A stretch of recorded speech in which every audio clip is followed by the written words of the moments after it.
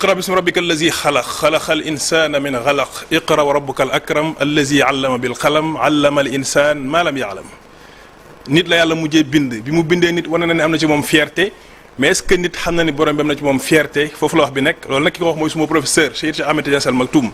maa ngi leen di nuyu gars yi di amaan mbégte di ànd ak yéen fii ci seen télévision Futur Média ci seen émission bii di nekkin sa nekkinu tey dafay déterminer sa nekkinu ëllëg kéem ni nga nekkee tey mën nañ cee sukkandiku pour xam à peu près sa ëllëg nan la war a mën a demee kon nekki na ngi noonu gars yi tey nag ni ma ubbee xam naa jaaxal na leen ki ma dalal moo ko waral ak ki ñu war a waxtaanee parce que ki ñu war a waxtaanee moo nekk au centre de tout ki ñu war a waxtaanee moo waral lépp ki ñu war a waxtaanee mooy le représentant de Dieu sur terre parce que moom la yàlla waxoon ne inni jaa'ilun fil ardi xalifa kon tey nit la ñu war a waxtaanee kan mooy nit avant nit lan moo fi amoon ki ma dalal nag mën cee wax mën cee yaatal mën leen ci indi loo xam ne lu kenn dul dindi la muy professeur El Hadj Madiama Fall professeur maa ngi lay nuyu di la ziar te di la dalal ci télévision Futur Média ci émission nekkin. waaleykum salaam wa rahmatullahi taala wa barakaatu ñu ngi lay nuyu di la ziar di nuyu téléspectateur ak internautes yi suivre émission nekkin.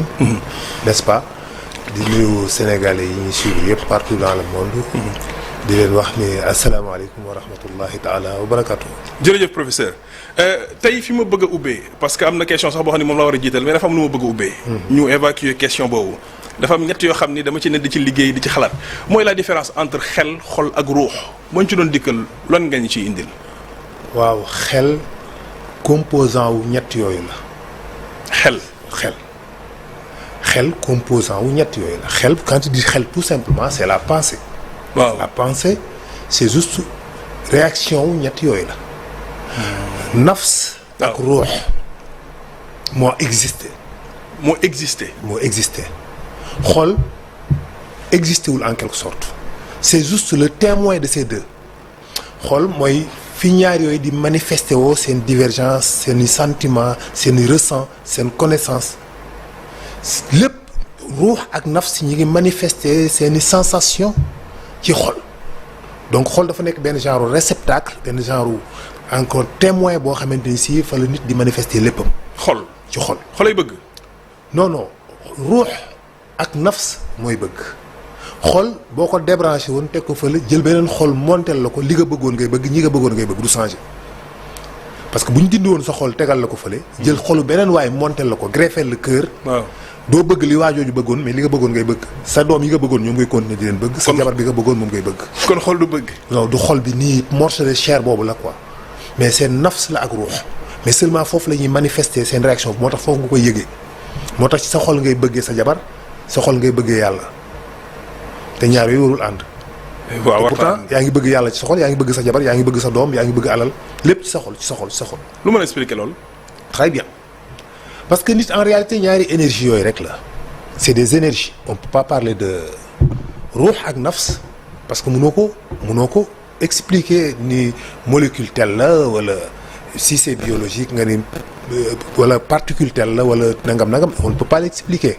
waaye saa lu ñu ko ni ruux xul ruux min amri rabbi. min amri rabbi ça veut dire tout simplement. absolument mooy mënoo ko quantifier mënoo ko démontrer scientifiquement ni ruux lan la. mais tu peux dire tout simplement énergie la. énergie boobu nag mooy li nga xam ni mooy la connaissance moom mooy le vivant ruux bi mooy partie bi nga xam ne mooy le vivant réellement le vrai vie. mooy ruux moom moo tukkee ci yàlla mais lu neutre la te moom moo mën a xam yàlla indi ñu beneen ruux bu la neexee nga tuddee ko noonu. wala beneen énergie enveloppé ko ruux bu tudd nafs boobu moo lay permettre nga mën a bëgg àddina mën a bëgg sa jabar mën a bëgg sa doom mën a bëgg oto mën a bëgg ay kër ay tool ay nag maanaam koom-koomu àdduna bànneexu àdduna plaisiru bakkan moo tax ñuy wax plaisiru bakkan parce que plaisiru bakkan mooy plaisiru nafs waaye plaisiru yàlla du plaisiru bakkan xam nga bànneexu bëgg yàlla du bànneexu bëgg bakkan waaw bànneex bi ngay am ci bëgg yàlla bokkut ak bànneex bi ngay am ci say tool ak ci say nag donc c'est différent li plaisiru nafs la li plaisiru ruux la donc plaisiru ruux nag mënul bànneexoo yooyu moom mënul am ay tool ak ay kër ak ay doom ak ay otoog yooyu moom mënu ci am plaisir ruux parce que xamu ko daf ko ignorer totalement. lu ko jox plaisir. moom leeru yàlla. alaa bi zikrillahi tatma'innul qulub loolu benn partie la ci rek. waaw benn partie la ci c'est beaucoup plus vaste que ça. ruux boo gisee malaaka mënul bëgg yi nga bëgg xamul luy plaisir u doom ak ay tool ak ay nag ak ay oto ak ay kër ak ay avion xaalis moom xamul loolu parce que amul nafs tout simplement moom ruux kese la. mais boo gisee rab ñuy wax ni rab maanaam xamul passion bëgg yàlla lu dul ay exception parfois yu yàlla def. rab du bëgg yàlla xamul loolu moom plaisir bakkan rek bëgg lekk naan sëy nelaw tëdd nelaw lekk naan sëy plaisir bakkan rek la xam parce que moom application wu ruux boobu nga xam mooy tax mu bëgg yàlla amu ko nit nag yàlla daf ko jox les deux mu composé ko moo tax moom mën na bëgg yàlla mën na bëgg jabaram mooy mën na bëgg ay plaisir bakkan ba pare mën na bëgg yàlla en même temps donc ñaari énergie yooyu bii mooy ruux bi mooy naf moo ko enveloppé nafs boobu nag mooy interpréter ruux bi les informations yi nga xam ne mooy tukkee à l'extérieur c'est-à-dire li ngay gis li ngay environnement bi la wër contact bi ngay am avec la nature ci yi ngay bëgg tool yi xool dara ni oh c'est très joli nga bëgg ci dégg dara son bi neex na parfum bi xeeñ oh c'est bon information yi ni muy egg ci sa ruux nafsi bi moo koy interpréter ruux bi pour que nga mën ko yëg mais sinon doo ko mën a yëg ruux bi mënu am contact direct avec ça donc c'est ça mooy ñaar yooyu ñoo associé ñoom ñaar nag dafa am ñaari fil conducteur yu tukkee ci ñoom ñëw ci cerveau bi ci cerveau central bi ci aire yi nga xamante ni si mooy la coordination et la cognition des émotions comme l'hippocampe le cortex préfrontal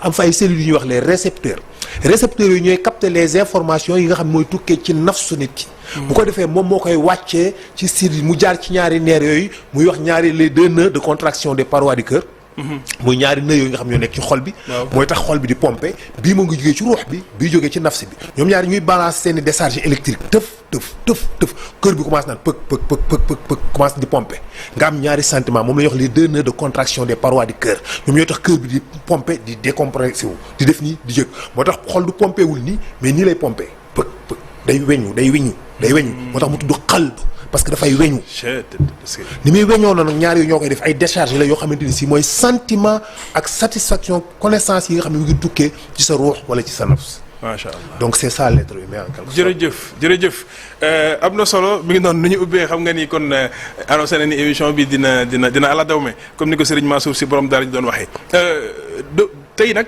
ki ñu war a waxtaanee mooy nit waaye laata nit di ñëw ci àdduna am na ñu fi nekkoon wala am na lu fi nekkoon. tout à fait wala nit moo fi njëkk a nekk. non nit yi bërki démb la fi ñëw démb la fi ñëw. waaye démb. am na lu ko jiitu. lu ko jiitu su fekkoon ne tey jii dama naan la 1 an la. waaw dama la nit mi ngi ñëw yaa juste une seconde. mais professeur li nga wax ni maanaam bu fekkoon ni 1 an la nit. bu fekkoon ne àddina bi 1 an la am. waaw dama naan la nit bi mu ñëwee léegi benn seconde la. luy expliquer loolu. voilà la Terre existe depuis quand la planète Terre suuf si ci boppam depuis kañ la fi nekk depuis 4 milliards d'années 600 millions mais nit moom depuis kañ la fi ñëw depuis 10 000 ans bon comme on a l'habitude de vous le dire l'évolution des espèces quand on était des babouins ou des macaques waaw sunu maam yi ay golo la ñu woon ay chimpanzés nga ngeen woon je ne sais quoi moom puisque vous voulez non c'est n'importe quoi non parce que xam nga seytaane pour vous insulter pour insulter la civilisation humaine daf leen di gëmloo ne ay golo ngeen woon et nous on est fiers de ça oui bi ñuy nekk ay golo l'évolution des espèces ay macaques la ñu woon je ne sais pas des babouins avec ou sans queue en tout cas bi ñuy nekk ay golo l'évolution on a évolué non c'est une insulte à la civilisation humaine boo xam ne seytaane daf leen ko saaga nit musul nekk golo nit musul nekk lu dul nit la mës a nekk nit la mës a nekk am na yeneen xeetu mbindeef yu fi jaar avant nit c'est vrai yu niroog nit te du ñu nit am na yeneen xeetu mbindeef yu ñu xam ak yu ñu xamul ba léegi découvrir guñ li fi mas a jaar lépp ci ay créatures ak ay mbindeef xamuñu nu mu toll. yàlla nee na bind naa lu ngeen xamul. lu dul jeex yaxluqu maa laa ta'lamuun. lu bare luñ dul xam jamais am na ci loo xamante ni si bàyyiwuñu ay traces te mënuñu ko xam bàyyiwuñu ay traces biologiques comme les djinns.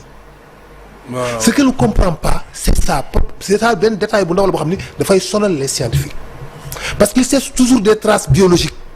ci benn existence benn être bu mën a doon.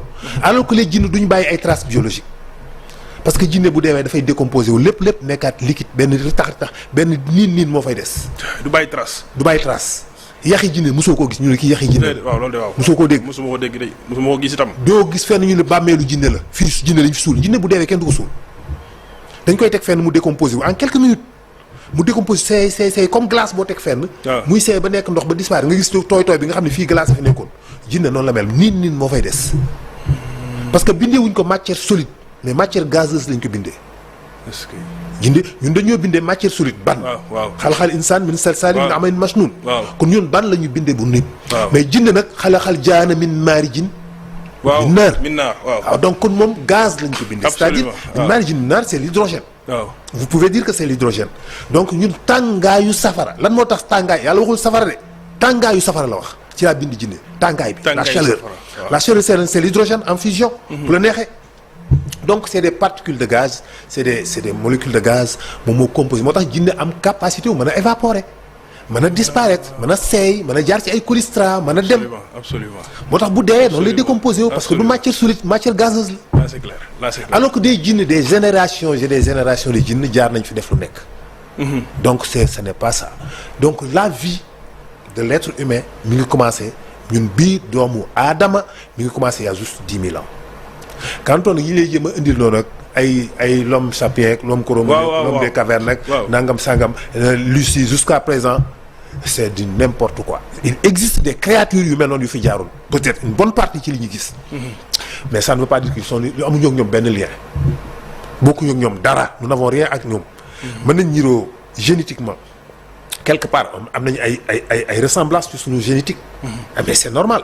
parce que yàlla même forme création bi rek la créé. bépp être vivant dafay am ay gènes. boo ko xoolee rab yëpp ak nit am na lu ci génétiquement am na lu ñu bokk. c'est normal c'est naturel parce que formule boobu la yàlla di liggéey. mais toujours am na ay différences te benn différence bu ndaw rek ci gène dafay nekk lu vaste. waxatuma la ak ay pourcentage de différence yu bëree bëri ay 5% 7% de différence. donc là c'est énorme. là c'est clair. donc yàlla bind na la planète Terre il y a 4 milliards d'années 600 millions nit amul. pendant 4 milliards d'années 600 millions. waaw addina bi ngi existé doomu aadama amagul. adduna mi ngi dox di exister. jant baa ngi fenk di so géej gi di buur garab yi sax. subhanahu wa ta'ala ngelaw liy dem. picc yi di naaw rab yi dox pendant 4 milliards d'années. te nit amul. yàlla bàyyi noonu mbir yi rek. yàlla bàyyi noonu mbir yi rek te pourtant programme bi ñun la. mais professeur li nga xam ne dafa kawe maanaam 4 milliards d'années.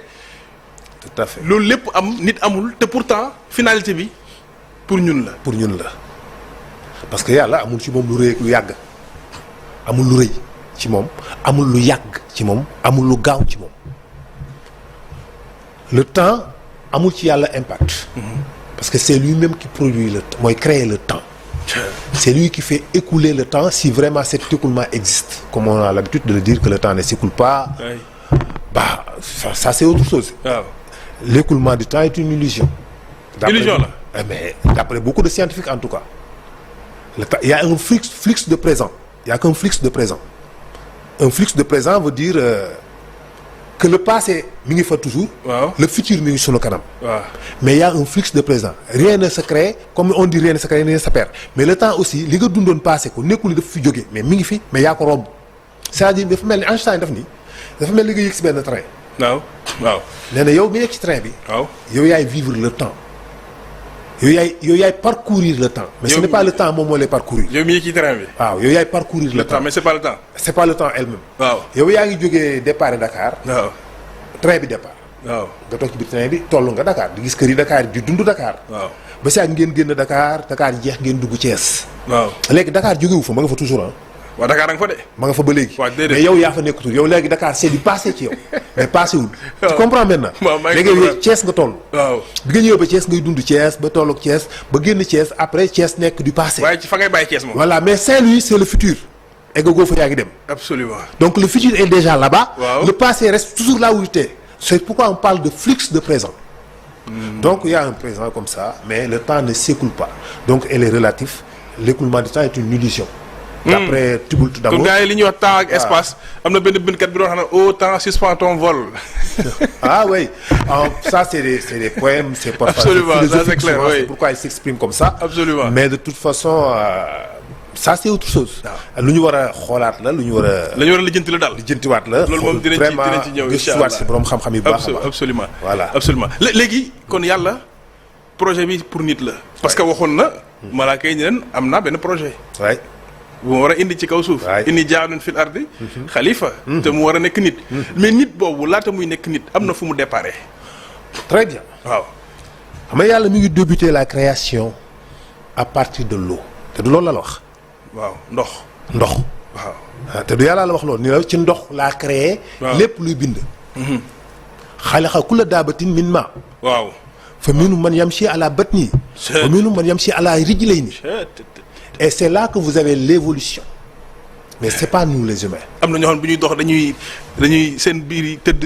waaw ñii di dox seen tànk yi. du doon ne am na ñoo xam. waaw da nga naan dañoo débuté ci watatu. dañoo débuté ci watatu. waaw noonu la waxee quoi mais noonu nga koy déggee. waaw wa minhum man yamshi ala batni. waaw wa minhum am na ci yuy watatu. waaw ba si yàgg am na ci yuy dox ñaari tànk. mais professeur loolu amul ci rab yi am na ñuy doxee noonu. mais effectivement am na. waaw mais évolution boobu sur les animaux moo am. mais pas sur les êtres humains parce que à partir des océans.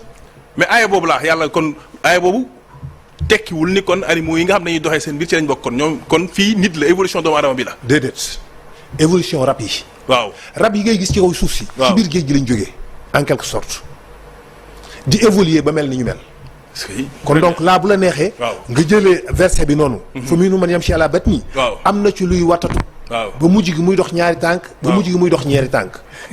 waaw est-ce que gis nga. c'est une évolution. évolution la waaw. voilà donc parce que les premiers animaux yi nga xam ñoo njëkk a dund sur la terre ci biir géej gi lañ génne dans les océans parce que yàlla ci ndox la wax ne la fa la ko defaree te yàlla moo la ko wax. waaw ci biir ndox laa defaree lépp luy dund. lépp tout être vivant. ci ndox laa ko créé. et puis après bi yàlla defaree planète terre bi ba pare mu durer ce qu'on appelle le Aden.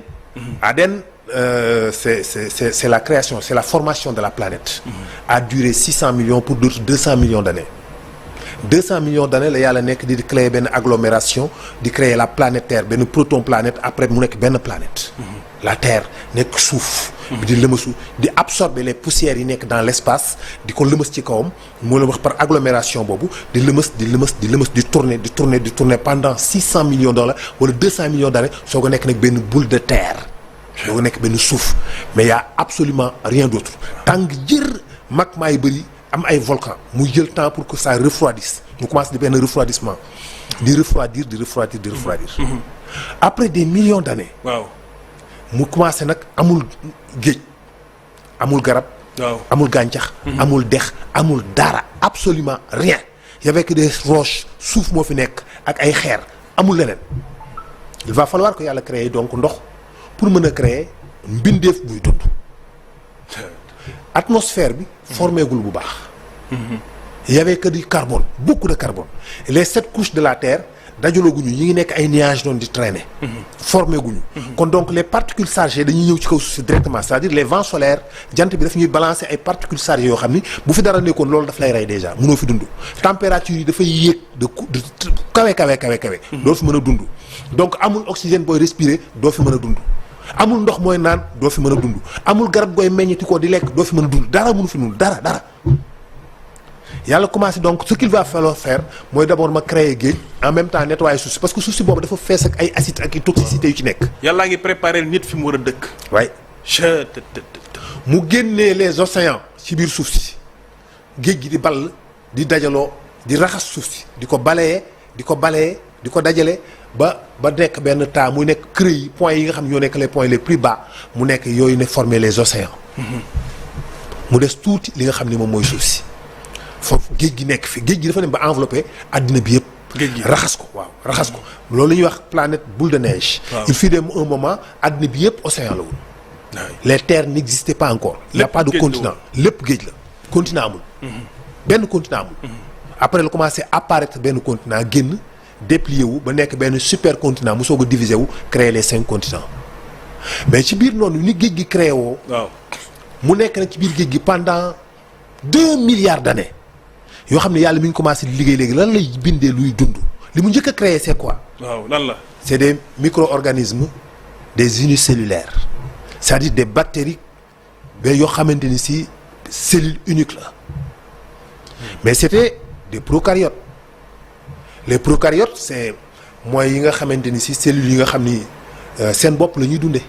parce que amul lu ñuy lekk dara nekku fi ñoom nag ñu njëkk a bindugum bactéries yooyu njëkk a bind ñu taxaw. ñoom la ñu njëkk a bind. ñoom lañu jàll njëkk a créé ces bactéries là. waaw ñu taxaw. mais leen la nekku fi lu dul ñoom cundung ñoom léegi nan la ñuy dundee lu ñuy lekk. waaw la mën naa la jënti moom. donc forcément dañuy utiliser seen bopp par la photosynthèse. waaw di fabriquer ay hormones ci seen biir yaram yi nga xam ne moom la ñu soxla mi ngi mel ni yow nga boo xiifee. waaw yaay togg ci sa biir yaram ñam mu ñëw ci sa baax nga suur loolu mooy un procaryote. mais ñun ay eucaryote lañ. waaw ñun on mange quelque chose. da ngay dem rey nag wi lekk ko dem jël ceeb bi lekk ko del jël dugub ji jël dem ndox mi naan donc yow da ngay dund ci sa environnement mais mënoo dund ci sa bopp. mais les procaryotes ñoom dañuy dund ci seen bopp ils n'ont pas besoin dem lekki fenn. dem lekk fenn. waaw bu fekkoon nit nekk na procaryote. moom nit du lekk du naan lu mu soxla rek. ci biir yaramam koy fabriquer rek mu def loolu am ko mu suur. bu mënee naan créer ndox ci biir yaramam naan ndox boobu ci biir yaramam daal di màndi. yàlla bind lu ñëpp lu kenn lu bari lu nit ñi xamul. tout à fait booba c'est des milliards d'années boobu dara amul sur la planète de la Terre il y avait absolument rien. Les procaryotes commencé di développer. waaw puis ak ñu créer ce qu'on appelle les pluricellulaires c'est-à-dire kii yooyu bactéries yu commencé di rassembler wu di former ay tas ay groupes ay masses les pluricellulaires les amas cellulaires. waaw. mu dem ba si àgg mu créer les l'algue bleue vert. C'est ce qu'on appelle les cyanobactéries donc ça va créer benn chaîne de bactéries ce qu'on appelle les cyanobactéries yooyu nag à partir de ces cyanobactéries la yàlla commencé nag créer ce qu'on appelle la végétation. la végétation. waaye ñax parce que àll bi ba léegi suuf si amagul dara. yàlla nga ci processus bi rek. ci procédure processus parce que nit moo war a ñëw daal. nit moo war a ñëw mu koy waajal. waaw mu koy waajal moo fonk doomu aadama. waaw moo tax nit ëpp naa xeeb daal. bi mu defee loolu ba fa dem quelques milliards d'années. waaw après yàlla tukkal àddina boobu. mu nekk première extinction de masse. boobu daf koo tukkal. daf ko tukkal moo loolu l'ordovicienne mu rey yëpp. par asphyxie parce que amatuñu woon oxygène moom ne problème oxygène la ñu am ñu dee. yàlla jël ci seen i base. waaw ci seen microbe yi ñu bàyyi bactéries yi ñu bàyyi commencé waat beneen création bu bees. xam nga y avait ce qu'on appelle loolu mooy le protérozoïque. waaw après mu ñëw le paléozoïque. après mu ñëw la mésozoïque. c'est des étapes. waaw de changement yi nga xam ne le vivant. dafay commencer di jël yeneen forme. yàlla créé ce qu'on appelle les astropodes. les astropodes c'est des mollusques. des sortes de mollusques yoo xam ne dafay mel ni ay mooy ancêtre wu sauterelles yi. coxalaan comment dirais-je jiit. yi nga xam ne mbindeef yi nga xam ni seen squelette mooy féete kaw seen chair comprendre nga li may wax. waaw comme yéet. waaw xam naa ne. voilà xam nga yax bi moo féete kaw waaw mooy féete kaw seen chair. mooy seen chair waaw absolument. coxalaan le crabe. yax bi moo féete kaw. absolument. jiit yax bi moo féete kaw. n'est-ce pas ak yeneen yu bëree. loolu yooyu nag li ko créé mooy les astropodes moom mooy mollusques yooyu ñoom ñoo créé ces créatures là. ñoom ñooy évoluer ñu dem après plusieurs millions d'années yàlla xëy supprimer yooyu yëpp rey leen. reyaat ñooñu ñëpp. mu nekk après l'ordovicienne le premier yëpp mu commencé waat beneen création bu mu nekkaat beneen extinction de masse une grande crise biologique parce que yàlla tukkal na àddina bi 5 fois. tukkal na àddina juróomi yoon. rey li fi nekkoon lépp reprendre beneen création bu bees jëlaat base yooyu éléments yooyu ñu bàyyi ñu décomposer mu mel ne luy fumer suuf si. subhanahu wa taala. mu mel ne luy créer benn fumée ci suuf si parce que suuf si dafa pauvre amul dara amul benn ay éléments yi nga xam ne mooy tax mu mën a produire de la végétation. donc les cyanobactéries bi ñu génnee dans les océans commencé wow décomposer wu bàyyi bactéries yooyu parce qu'on les considère comme des botaniques. waaw mais pour les botaniques ñoom les cyanobactéries l'algue bleu vert c'est pas de la botanique. ñoom pour ñoom voilà ils le considèrent pas comme de la botanique en tout cas mais mën nga ni c'est l'ancêtre de la botanique. l'ère des carbonifères ku bëgg a commencé. yàlla commencé jël yooyu particules yooyu chargé ko léegi atmosphère bi jaww ji. waaw mi ngi commencé di defaru. jaww ji nga commencé di defaru. di rassembler les 7 couches de cieux. fa xadaahunna sabha samaawaati. est-ce que. fa awhaa fi kulli samaa'in. wallaahi amraha. wallaahi ndeysaan. fa xadaahunna mu def ko. subhaanahu wa taala. fekk boobu wa hiya duxaanun fekk boobu dafa nekkoon saxaar. waaw fumée. nee na waaw fumée la woon. waaw mu ne fa xadaahunna ma soog ko transformé. te effectivement noonu la demee ces gaz là dañu dispersé woon tiim la planète Terre. te ci Alxuraan am na saar bu tudd surtout duxaan. yàlla daf ko indi clairement scientifiquement dafay da ngay defe ne. maanaam ab scientifique moo bind alxuraan. maanaam boo ko doon xool da nga naan kii scientifique yi seen bopp ñoom ñoo bind alxuraan ji loolu ngay wax kon. wallaay ndeysaan. moo tax léeg-léeg damay faral di wax ma ni leen. waaw heureusement ba nga xam ne ñi xam science. waaw ñi xam yëpp scientifique ñi xam yëpp ñu jàngale science. waaw c'est pas des musulmans heureusement. heureusement. parce que bu fekkoon ni c'est des musulmans. waaw kon damay douter man. kon dama naan est-ce que nekkul musulman yi dañoo bëgg a dëggal seen alxuraan bi moo tax ñuy wax lii ñuy wax ci science. est-ce que comprendre nga li ma wax. bu baax sax heureusement waaw ñoom bu doon musulman yi ñoo ko bind. waaw kon dama naan non j'y crois pas. ñoom dañoo bëgg a dëggal seen alxuraan dañoo bëgg a dëggal seen alxuraan bi rek. absolument moo tax ñuy bind li ñuy bind. waaw mais le problème mooy que ñiy bañ alxuraan ñoom ñoo ko bind. te fekk na loolu mooy li alxuraan jàngale ak lu gën a profond lu ñu xamagul ñoom. lu xamagul wallaahi. lu gën a profond loo xam ni xamaguñ ko ñoom. am na ci ay détails am naa ci ay théories ci points yu bëri yoo xam détails yoo xam ne jusqu'à présent les scientifiques considéré wuñ ko. et moi personnellement je pense que c'est comme ça te ci alxuraan laa ko basé. wallaahi. mais loolu beneen jamono dinañ si mës a ñëw démontrer ko. l'obscurité parce que par exemple l'obscurité pour les scientifiques. n'a pas de masse, n'existe pas, n'a pas, il y a rien quoi. C'est l'obscurité, c'est l'obscurité. Alors en dehors de l'univers, il y a autre chose qui n'est ni obscurité ni la clarté. En dehors de l'univers. Ouais, forcément. D'obscurité, de clarté. Du clarté. Nous l'endem du goût du bâtiment. Voilà l'ordre. Ah, on ne sait pas encore. C'est ça le problème. Ça le problème. Si l'univers est fini, ouais. je pense que l'univers est fini. Ce n'est pas un univers infini.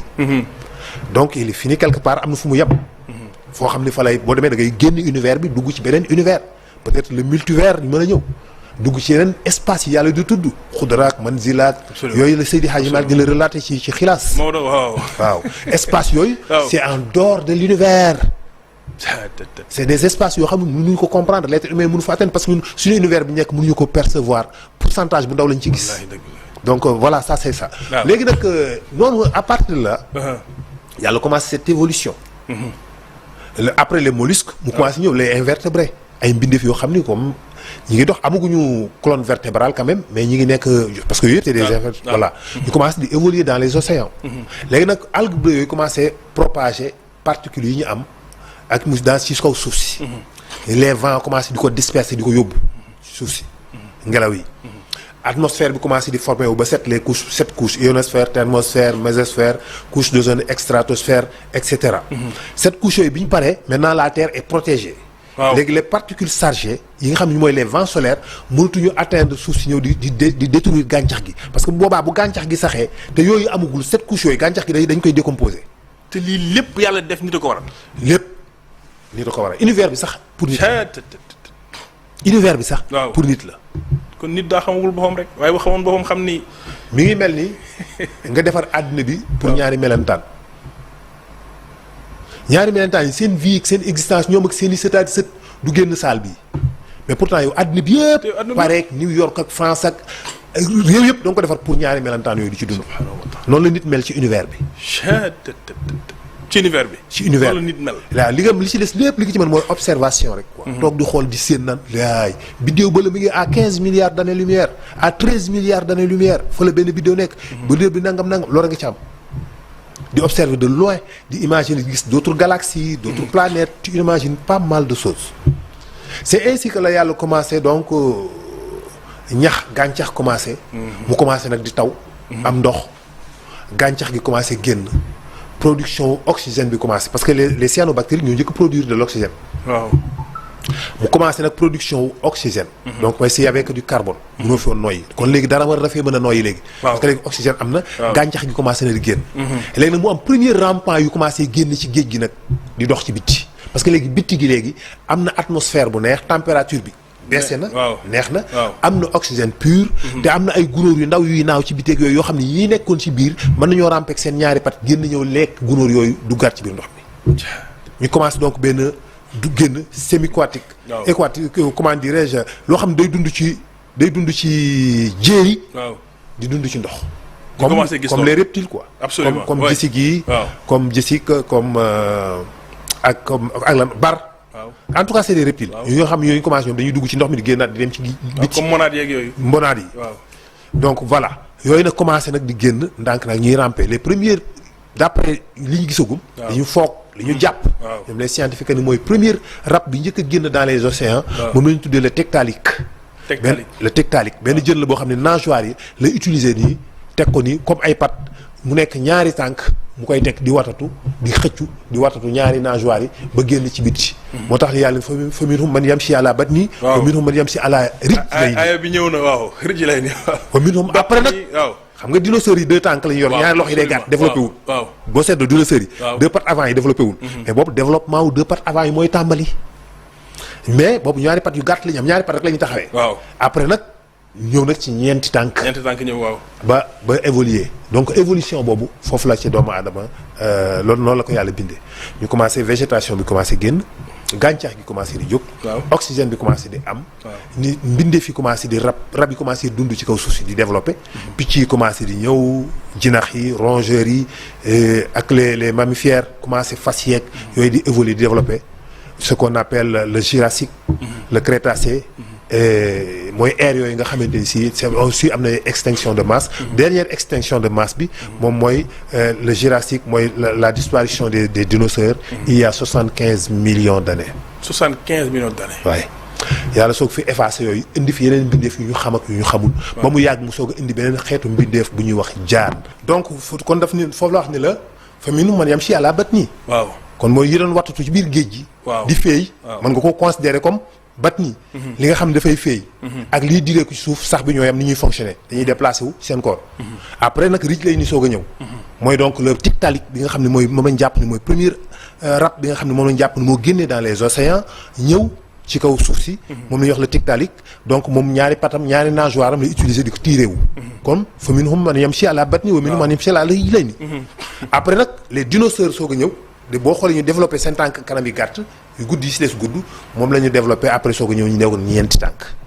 il y a 75 millions d'années. 75 millions d'années. yàlla saw ñëw andi benn astéroïde bu ñëw dal sur la planète Terre créer benn genre tsunami créer benn chaleur benn température nga xam ne atmosphère bi àddina bi température dafa élevé ay plusieurs milliers de degrés boo xam ne dem na ay kilomètres ay centaines de kilomètres de rayon ba pare mu créer benn effet de souffle. comme bombe ni muy def. nga xam dafay raser lépp lu nekkoon ci kaw suuf si. créer ay yeneen effet yu bare benn effet thermique benn effet de souffle. ak yooyu yëpp nag après créer ay poussières yoo xam ne dafa mëdd kii bi atmosphère bi jàllatul oxygène bi bareetul carbone bi bare mbindee fi nekk 95 wala plus wala 75% des êtres vivants yi fi nekkoon yëpp dee ba jeex tàkk. kon donc yàlla tukkal na àddina boobu. moom la ñuy wax l'ordovicienne mooy première kii bi après ñëw le Permien. après ñëw le Triacé. le Crétacé. et le Jurassique. le Jurassique boobu nag mooy période boobu nga xam ne ci la dinosaures yi disparaître.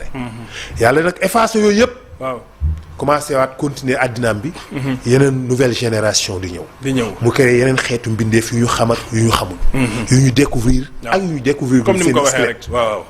ba pare mu ñëw créer benn xeetu jinne génération jinne boobu. moo compliqué scientifique yi seeni recherche moom la ñu mën comprendre parce que jinne yooyu bàyyiwuñu ay traces biologiques. waaw moo compliqué seen recherche. moo ko compliqué comme li nga wax sànq rek ci début bi ngeen ñoom bàyyiwuñu ay traces biologiques. xam nga tey jii bu ñu ñëwee gis les pyramides. waaw ñëpp xam nañu c'est impossible.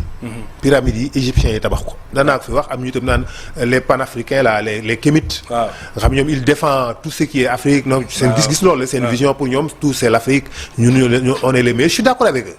bëgg man jàpp naa ne africain moo gën ci àddina bi moo supérieur ñëpp ci àddina bi. absolument waaw ndeysaan mais du tax quand même ñuy jël dëgg di ko yóbbu feneen. parce que l'histoire c'est important il faut ñuy wax réellement les choses telles qu'elles sont. absolument wax mbir yi ni mu tëddee.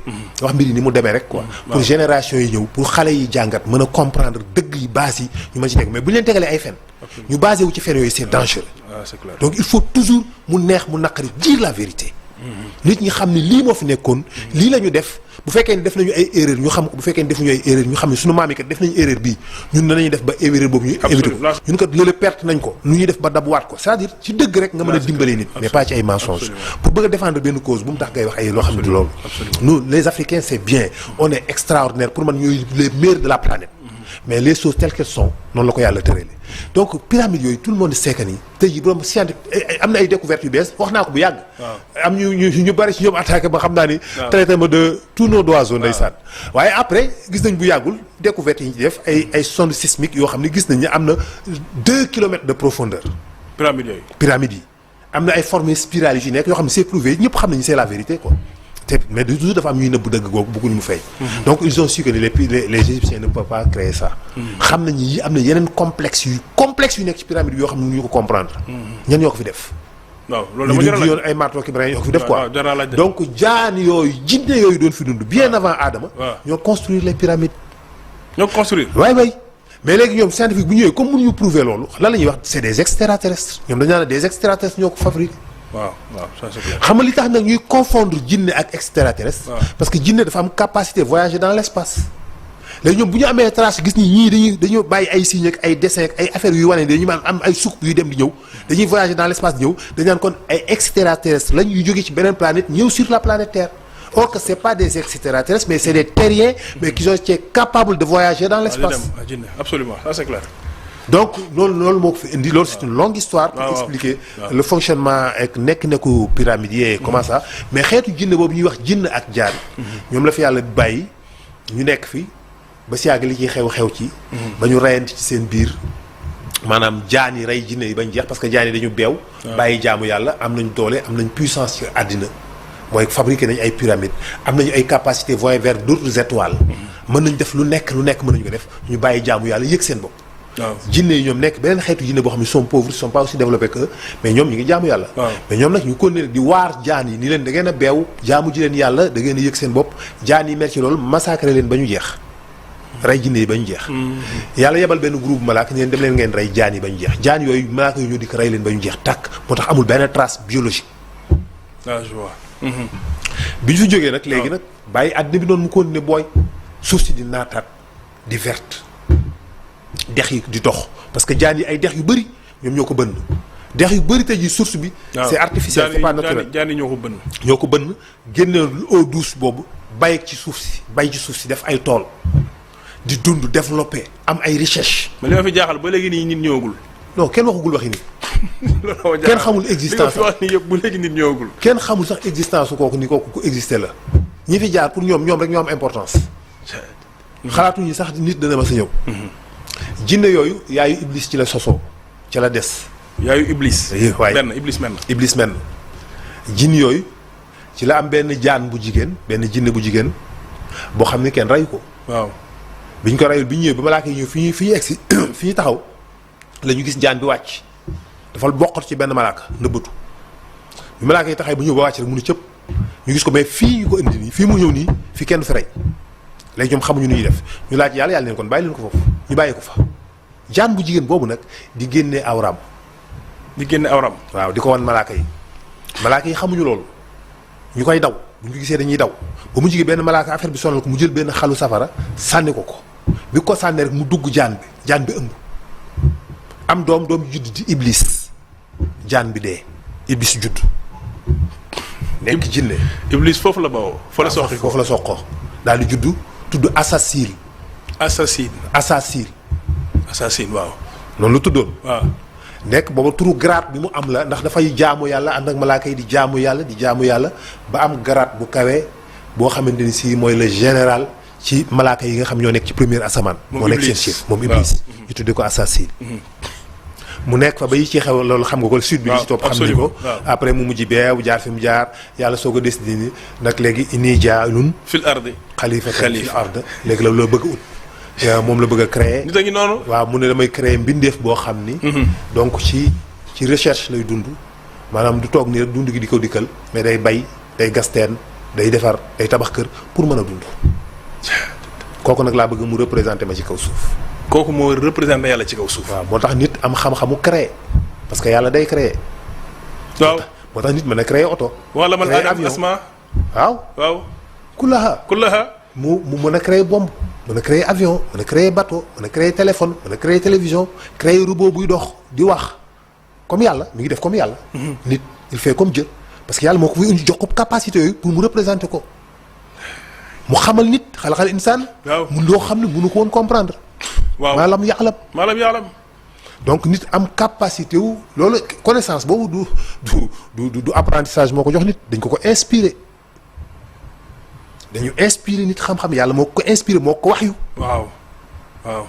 yàlla moo ko wax yu parce que yàlla ñetti bunt yi muy wax yi muy wax xamale nit bëri na wax na ko ci ni ñetti bunt ci laay waxee ak nit mooy maa kaana li basharin an yukallimahu llahu ila wahyan aw min wara hijab aw yursila rasul donc yooyu ay étapes la yoo xam ne moo tax tey jii les grandes scientifiques découvertes yi yëpp ñoom ñëpp dañ naan la ci rêve la leen dikkee ci rêve la leen dikkee dañuy rêver dañuy tëdd rêve benn tigre ñu tëb comprendre benn affaire dem def ko connaissance yëpp pratiquement lépp noonu la ñëwee donc wax yu la ci rêve la yàlla moo leen koy wax yu donc noonu lañ commencé nit représenté donc yàlla ci kaw suuf am responsabilité wu nag créer njub ak dëkk.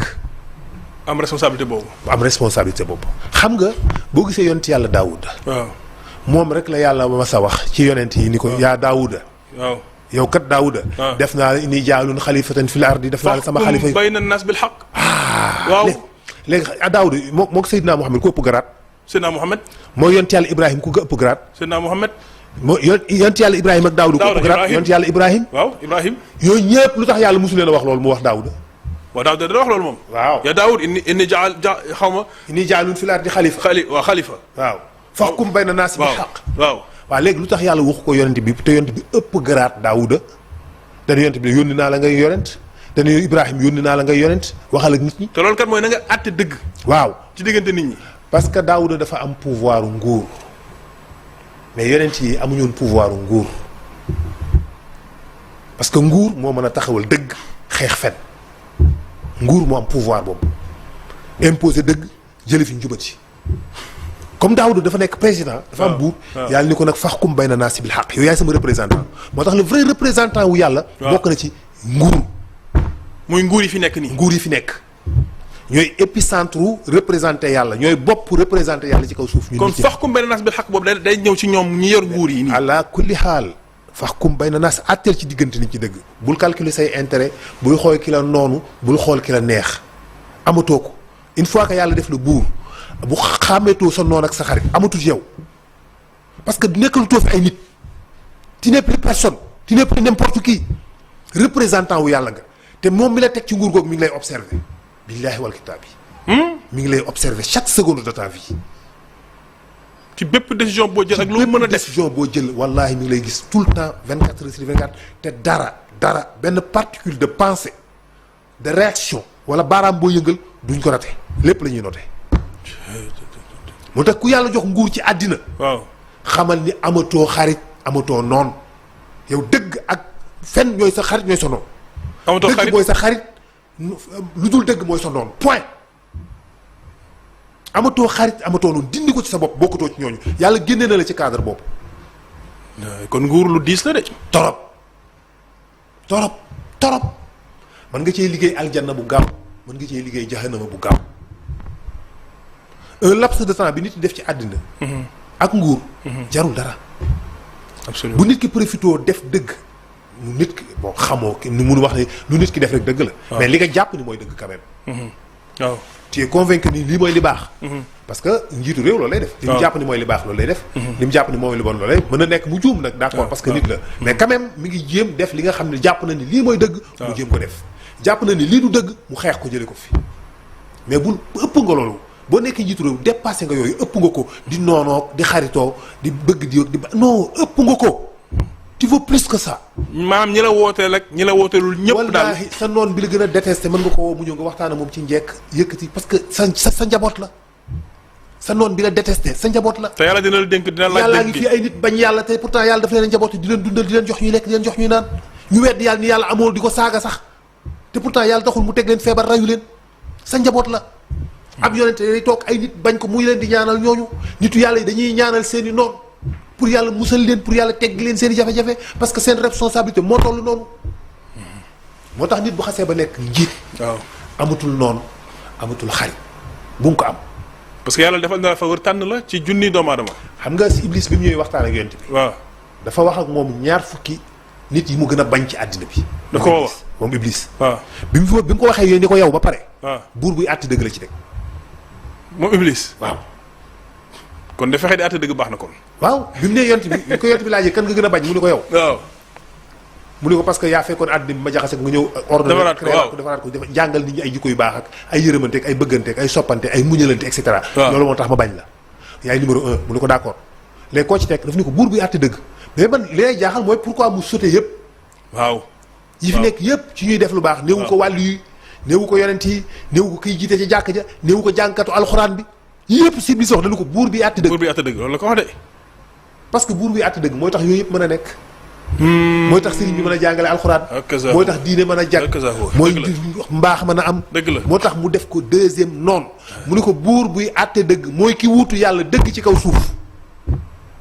parce que yàlla mooy buur am doole mën a def li ko neex te pourtant dëgg lay àtte. waaw da leer na moom. même ki yéefar bi ak jullit bu ñu dajee yàlla dëgg lay àtte. waaw ku mandu la moom suñu borom. Seydi Hadji Malick def ni mottul ma ñaanu kuy tooñ donte ne yéefar la. donte ni yéefar la. maanaam même yéefar boo ko tooñee mu ñaan yàlla da lay def dara dal la.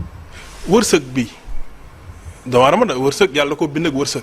waaw waaye dégg naa sa benn wax nga ni wërsëg moom dafa mel ni ajuwul ci yëngoog wala yu mel noonu wërsëg bi moom da nga ko war a jot ala kulli haal noonu la. mais ala kulli haal. wërsëg bi bu ajoo ci yëngu. waaw mais fokk yëngu nga di nga ko yëngu.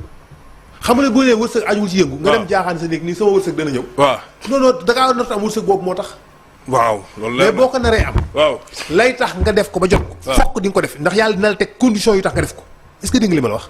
dara teg condition yi tax nga def ko. maanaam di nga xiif. waaw boo xiifee. waaw ci sa di nga jóg ni ñokket génn sa. wuute loo lekk dugg ci mbedd mi. waaw loolu di lijjanti ci ko yaa ngi ci action. waaw maanaam boo bëggee dara te yàlla bëgg loolu nga am ko. waaw yàlla dina la teg condition yuy tax nga jógi def lii tax nga am ko. est-ce que mënees naa gëm ni nit moo ma xañ lii moo tax aw ma ko ba nga koy mere. ah non yàlla dina la bëgg a may 1000 francs man Madiama Fall ma yàq ko yàlla ni la man kat bëggoon naa la may 1000 francs mais finalement vraiment Madiama moo ma ko nangu affaire bi man mënutuma ci dara man yàlla loolu dina dal yàlla. déedéet.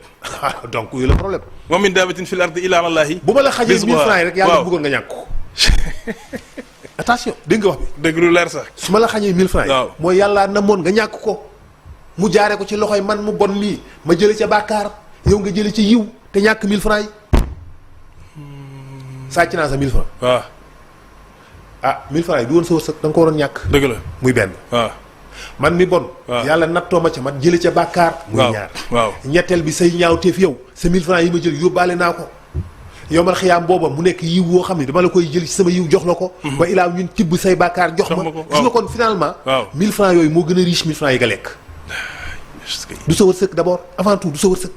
kon daal nit da war a def sa bopp nii li yàlla bind ci sa ndodoom ala kulli àll nit mënu la ko xañ. kenn mënu ko yow defal li nga war a def lépp. waaw defal li nga mën lépp. waaye ala kulli xaal li yàlla bëgg ci yooyu dana ñëw. wa min daabatin fil ardi illaa alaa llaahi rizquhaa. yàlla moo ko wa ya'lamu mustaqarrahaa. loolu programme wa mustawdaahaa. kullun fi kitaabin mubiin. wallaahi maanaam fa mu ko denc yàq yeggu fa. kenn mënu ko. programme boobu jiitu na sa naissance jiitu na sa existence yàlla moo ko wax maa ko programmé lu jiitu sa judd. maa asaba min musibatin fil ardi. wallaahi. wala fi anfusikum. waaw illa fil kitaabi min xabli an nabra'ahaa. inna fi zaalika ala llaahu yasiir. dëgg la. du dikk mukk benn musiba ci kaw suuf. waaw wala ci seen jëmm yi. lu dëgg dul bu man wér yàlla maa ko programmé lu jiitu sa judd. ba pare ne loolu nag lu ma yomb la man yàlla. waaw mun nga ne ko mais yàlla pourquoi loolu. waaw mu ne li kay laa tax sa wala maa fatakum. ndeysaan wala tafrahu bi maa ataakum. wallaay ndeysaan. pour que doo jaaxle. waaw ci li lay rëcc. waaw te it doo beew. ci li nga am. waaw mooy li nga amul. waaw bu ci jaaxle. déedéet. nga ànd ak say morom. ñoom ñu am yow amoo. waaw nga noo man lu xew. waaw yaa ngi noonu bu mu la jaaxal. man yàlla maa namm loolu ci yow. waaye tamit yow it ki am. waaw bu taxaw naa non je me suis battu dama leen je suis plus intelligent que eux. waaw dama ko ñafee je me suis défoncé j'ai été le meilleur sama nday ko liggéey. yàlla ne non non non maa ko programmé woon lu jiitu sa judd. te man yàlla laa yuhibbul kullal muxtal faxir. waaw wax na ko de. bugguma nit boo xamante ni si dafay vanté wu. waaw di beew ak yu ne nga dugg ci ak yooyu. voilà di yëg sa bopp jàpp ni yow la yàlla. lu waral nit di soxor di iñaan lu waral loolu. yooyu c'est des maladies yoo xam ne. est-ce que nit ku bon am na nit soxor iñaan loolu lan moo koy waral ci nit est-ce que mën nañoo xeex ba dindi ko ci nit. ah bien sûr. am na ku ma wax nii ba ma ko invité fii mënu ma loolu mënu ma nit ku soxor amul nit ku bon amul absence de lumière la rek. buñ ko leer absence de lumière la mais buñ ko leeralee rek mu soxor gi dañ. mën na ko tuddee noonu wax na dëgg quelque part. waaw tu peux dire qu'il a raison. xam nga soxor googu ci ay formes yu bari lay dikkee. li ñuy wax donn. waaw donn waaw. am na ci loo xam ne peut-être c'est génétique. daf ko donn. soxor nekk ci moom dafay am. am na ci loo xamante ni si comme li muy wax absence de lumière. mooy carence spirituelle. noonu laa koy tuddee au lieu de absence de lumière mais des carences. carence spirituelle dafa am ay carences. ci yàlla ci bëgg yàlla ci yëg yàlla ci xalaat ci yàlla. carences yooyu mën a tax mu adopté ci moom ay jikko yu négatif. am na ci loo xam ne aspect philosophique la. mooy ni muy raisonner ni muy xalaate la. waaw ni muy xalaate. ni muy xalaatee. ni muy xalaate moo baaxul. moo ko yóbbu ci mujj soxor. ni muy xalaate la c'est très important. parce que tout est philosophique. Tout est question de perception comme je dis souvent. tout est question de perception. absolument ni nga perception bi nga am sur les événements mooy déterminer say sentiments. absolument donc voilà là c'est clair. Comment vous étudiez les autres bu ñu àndee ma ak yow ànd ma ak yow dem ci tool yi liggéey. waaw nga wàcc 200 000 man ma wàccee 20 000 francs. waaw léegi perception bi may am ci loolu mooy lan. man waa ji fan la jaar. ba am lii. man daf ma kii comme ça quoi man maa ngi mënu ma am sax lu dul 20 000 francs. dafa mun daf maa liggéey wala dafa dem ci Serigne Sangam. bi waaw dafa dem ci Serigne Sangam kii def est-ce que nekkul daf ma kii bloqué. est-ce que nekkul sax moo ma xon pour man du ma. waaw pour moom mu développé. absolument xam nga yooyu yëpp da nga koy gis. waaw da ngay dégg sax ku ne diwa jël sama wërsëg. waaw. waaw loolu dëgg la moom. da nga koy dégg sax. waaw di sama wërsëg dañ koo jël da ngay léeg-léeg da nga dem ci sa sëriñ ni la. ab sëriñ moo la koy wax de. moo la koy wax waaw. yow sa wërsëg dañ koo détourné. waaw diw sa mbokk mee. waaw moo wëlbati sa wërsëg mu ñëw ci moom. léegi man. am na ñuy ñeme yàlla daal. te ku ñuy tuddee sëriñ lay doon quoi. absolument waaw mooy wax yooyu quoi. waaw mel ni léegi man ni kon xëy na kon yàlla peut-être yàlla dafa dee. waaw ñu jëlee ko fi yàlla existé tout léegi dee na. léegi pexe yi moo fi nekk ku nekk nag ku am extra. te nit du pexe. ah te nit du pexe. déedéet bu fekkee de tant que yàlla mi ngi dund. waaw deewul te mi ngi am pouvoir. kenn dafa mën a fexe ba def lu yàlla bëggul. déedéet. yàlla mën na ko kenn mën na contourner yàlla wër ko ndoom ba ñëw réaliser lu xam ne yàlla bëggu ko woon. déedéet. yàlla bëggul woon loolu am nga fexe yow ba loolu am. déedéet. mënut a nekk. mënul nekk léegi nag li gën a yéeme. waaw mooy ab sëriñ moo la koy wax. waaw waaw yow sa diw a dëpp sa wërsëg diw moo détourné sa wërsëg. waaw sa mbokk ma moo tax moom mu am yow amoo. waaw nga jël sa mbokk moom def ko noonu. wallaay ndeysaan di sama wërsëg la jël. wallaay da ndeysaan nga koy gis. waaw bari na. mën nga leen wax ñaaw ju nekk mën nga ko wax da nga koy bañ dootoo ko mën a bëggati. boo ko xoolee sa xol bi génn. waaw parce que ni nga xalaatee baaxul. wallaahi dëgg la. sentiment yooyu ak perception yi sur les événements. dafay tàggat dafay créer ci nit ki benn jikko. waaw moo tax c'est important donc à partir de là. waaw ay négativité yi jikko yëpp mën na judd. mën na professeur foofu la émission bi di jeexee waaye fi nit di jeexee mooy c'est la mort pourquoi la mort. dégg naa benn waxkat mu ni il n'y a rien de plus démocratique que la mort. je pense que c'est dans Sokho. évidemment oui. évidemment pourquoi la mort. effectivement la mort est démocratique parce que la mort moom xàmmewul jànj ak jot baadool ak buur a ci yëpp. ndeysaan ñëpp lay jël. te bu lay rey da ngay sukuraat baadoolo bi day sukuraat buur bi day sukuraat. buur bi li muy kawe li muy bare doole li muy bare alal mën naa nekk ci ay situation yu doy waar yoo xam boo gisee da nga naan déedéet kay avant muy dee. comme baadoolo bi mën na ko dal mën na ko bañ a dal. waaye dee googu mooy li nga xam ne moo ñuy jox la vie mooy li ñuy yóbbu vers la vérité parce que li ñuy dund fii yëpp c'est pas la vérité. c'est des illusions. la vraie vie après lañ koy découvrir la ñuy xamee dëgg-dëgg ñun ñooy ñan. ñun ñooy kan dëgg la existence dëgg après lay am. Thibault Damour nee na la réalité existe dans un espace-temps qui s'écoule pas. la vraie réalité est hors du temps. dëgg la. la vraie réalité c'est un scientifique. ce n'est pas un musulman. ce n'est peut-être sax gëmul yàlla.